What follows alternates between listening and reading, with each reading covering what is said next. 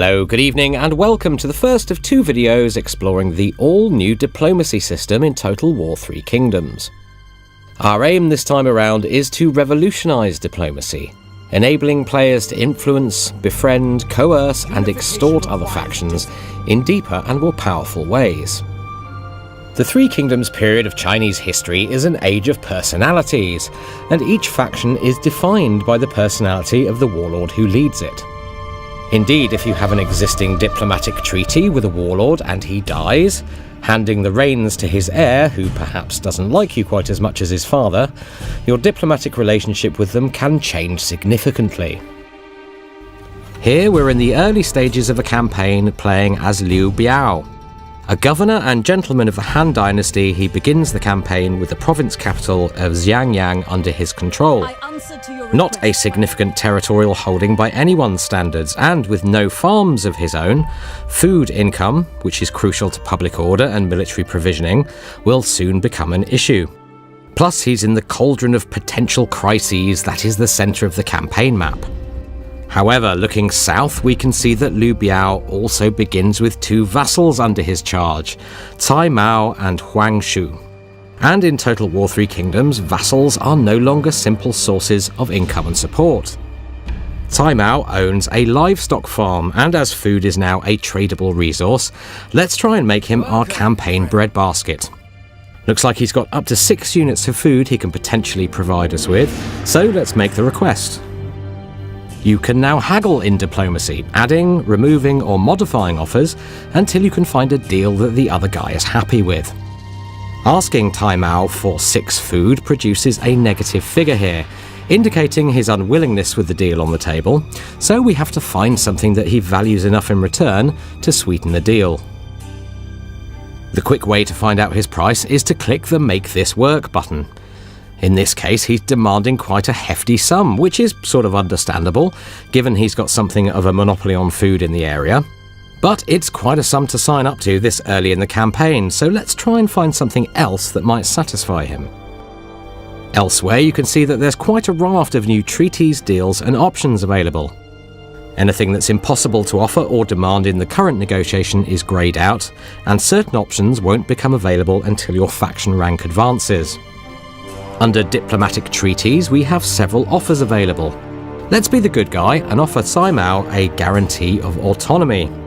Now, this is a promise that we'll never annex his faction into our own, but this is not something to take lightly. If we were to later break that promise, it would be viewed as an act of treachery and would negatively affect our reputation with all factions. As we can see, it's something he quite likes, but 6 food still outweighs it in his own mind. So let's drop the asking price to 5, and yes, he's willing to agree to that. We propose the deal, and the food will be ours next turn. This method of haggling can be used in all your negotiations as you massage the deal to find something that works for both of you. As you can see, there's a lot of new tools to play with. Let's take a quick look at a couple more. If you're short on cash, you can request it from another faction, and perhaps offer to pay it back each turn in installments to make the loan more palatable. If you've gained a reputation for treachery, of course, characters will be less inclined to trust you in such matters. However, a loan can really make the difference when you need a quick cash injection. You can also offer to support the independence of another vassal state as it attempts to shake off the yoke of its parent faction. This is basically an offer to support them if they go to war with their owners. It's a great way of weakening a powerful faction by appealing to the underdog to rise up. And if they choose to do so, you'll automatically join them in their war. However, if you then make peace with the parent faction, this will again be viewed as a treacherous act. You can now use the threat of war as a negotiating tactic, though you must be prepared for the consequences. Perhaps you're on a war footing and running at a budget deficit in order to maintain your armed forces. So you request a regular payment from another faction, and they are disinclined to lend.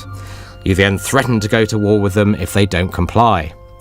Now at this point, the faction compares your military strength to its own and weighs up a host of other factors, such as the number of wars it's already engaged in, which of you has the best and strongest allies, and your treachery rating, for example.